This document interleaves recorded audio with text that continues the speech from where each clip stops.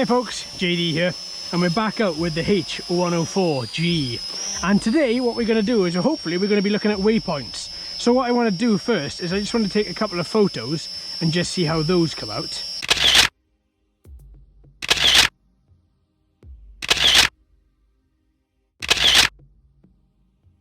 And then what my second protocol is, let's get some video recorded.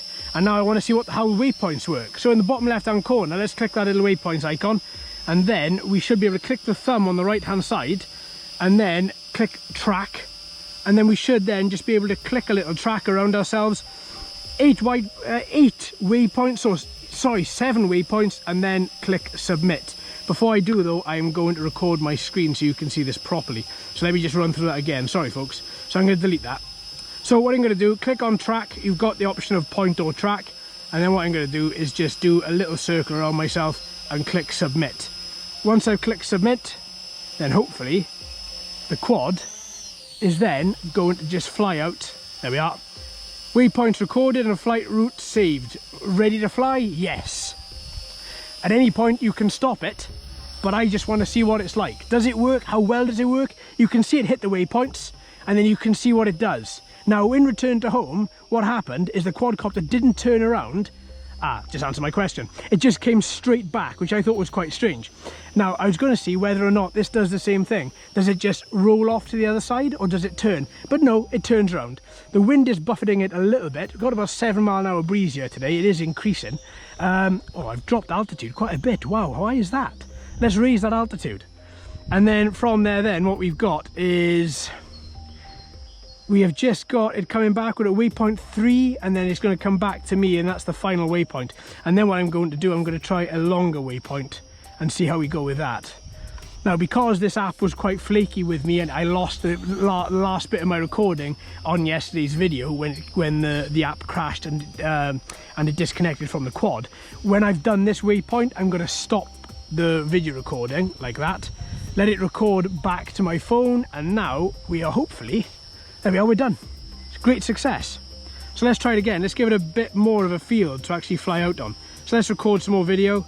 Let's give it let's click on tap, and let's give it a bit more of a circle. Let's click submit, and then click yes, waypoints go. Now, what I'm going to be keeping my eye on at this point is I'm going to keep my eye on the altitude of the quadcopter for these 6 waypoints. So it comes back to where it started from. That's his first waypoint. And now it's hopefully going to follow its route correctly, and off it goes. Camera face the right way. You can see in the left hand corner what the camera is looking at. It is a little bit tricky, but you have got a magnifying glass there, so you can zoom in should you wish to. But there we go, we're off we go. We're at waypoint 3 now. Now we're traversing to waypoint 4. Keep my eye on that altitude, because obviously we lost altitude on the first, around about here on the first on the second to third waypoint. We're at the 4th. Quadcopter is now hopefully just re-evaluating and making its way. Yeah, there we are. Angle of attack has altered. It's making its way to waypoint 5. Now we're quite far out at the minute. We are 45 meters out and 6 meters high. And now we're making our way from 5 to 6. Don't forget, I'm back at waypoint 1, so from 6 it'll come back to 1, and then that's it then, waypoint's complete. Now, I may have missed it last time, but I'm pretty sure it didn't say that waypoints were complete. It just took it for granted that as you were back it was done. One thing I am noticing about this waypoints over the last ones that we've looked at over the past couple of weeks to a month is this waypoints are very, very, very slow. Very, very slow. And it's actually very noticeable. It's having to rethink. Now it's at waypoint 6. It's got one more waypoint to do, which is back at me. Is it going to complete the circuit back to 1, I wonder? Oh no, it's not, because there's no line joining 6 to 1. There we are, that's why. That's my fault for not joining it up. Okay, let's try another one then. Let's take a larger circle and then turn it round. So this is now 10 waypoints. Let's click submit until it says loading or loading, and then click yes. And now, because I've joined those circles up, it should end up back at back here at HQ, back with me. That's where it should end up. So now it's flying back to my location, which, to be fair, that's pretty bang on. It's right above my head. It's pretty damn bang on, that is. And then off it goes. making its way around.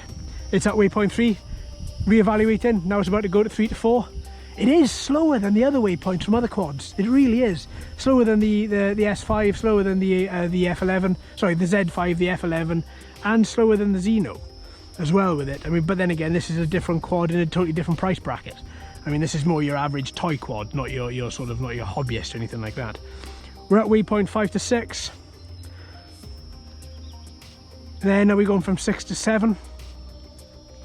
We're at 7 currently, turns around. Now we're at 7 to 8. Actually, it's pretty damn speedy at this point. This is actually pretty damn speedy. It's very slow over the left-hand side, very fast over the right. I don't know why. 8 to 9, and now we should be joining up with 9 to 10, and 10 should roughly be around about where I am. There we go, bang. Job done. Perfect, let's delete that. How much battery we've got? 3 bars. So let's delete. It's very difficult to actually click delete on this.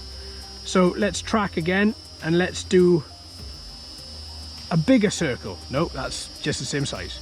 Let's do a slightly larger circle. So let's click on track again, and let's take it out a bit further. So this is now 14 or 13 or 14 waypoints. Yes, waypoints are done, let's do it. So this is it now, it's at waypoint 2. It's just gonna hopefully just re-evaluate itself. It's on high mode. I don't recommend doing this on low mode, just quite simply because if the wind, like now the wind has picked up a bit, on low mode it would get buffered about quite a lot. Which is probably actually why it's taking its time going down here, because the wind is coming at me from this particular direction. And as you can see, the quad is finding it a little bit difficult to actually get around and get sorted here. We're at waypoint 4 already, making our way to waypoint 5. Oh, it's been blown back a bit. There we are, 4 to 5, that's exactly what it is. It's environmental factors causing it to be slow at this point. I'm going to raise its altitude, because there's a bit of a mound in the middle there, and I do come quite close. I'm very conscious of the fact that I'm too low maybe. Waypoint 7 we're at now. Alright, now we're making our way to 8. Now we're at 8. Nice gentle turns. Wind is picking up again, but now it's going against the wind. The wind's blowing it. So this is why it's quicker in this particular direction. Waypoint 9 we're at. Now we're making our way to 10. Waypoint 10. Affirmative. Now waypoint 11. There we go. Now we're at waypoint 11. Now turn a bit more. Waypoint 12, which should be pretty much me. Oh no, we got one more, sorry, 13. So 12 is just there, and 13 should probably be around about here somewhere. But there we go. And 13, which is actually, there we are, not too bad. Very good. That was most definitely the better feature of this particular quad. Now, we saw active track on iOS in yesterday, on Android rather, on iOS, and it certainly worked better in Android. It was very responsive at Android, it didn't work in iOS. As we've got a different day today, and I am on iOS again, but I do want to give it another try, just in case there was something wrong yesterday or whatever. I do want to give it a shot and see exactly how it goes. I'm just going to let it sort itself out, face me, then what I'm going to do is I'm going to go follow me and try again. Maybe it'll work, maybe it won't, who knows, but we can give it a shot and see what happens. It's actually getting lower. No, follow me hasn't turned on. Yes, follow me. Loading. Timeout. Okay, clearly it doesn't like that, so do you know what, I'm not going to push it on iOS. We know it works better on Android. We know it doesn't work as well on iOS. Probably maybe the Android app is slightly more refined. I know Google's policies for allowing apps to be uploaded are a lot more lax than Apple's. Maybe the way that MJX actually bind to your particular quadcopter and follow it, maybe that is different in Android versus iOS. Just guesses, don't know. Just trying to put something next to it. That's our LVC, so do you know what? I'm going to bring her home. Today, I've been very surprised. I'm very surprised that Waypoints worked, and I'm surprised that the app didn't crash out, to be perfectly blunt.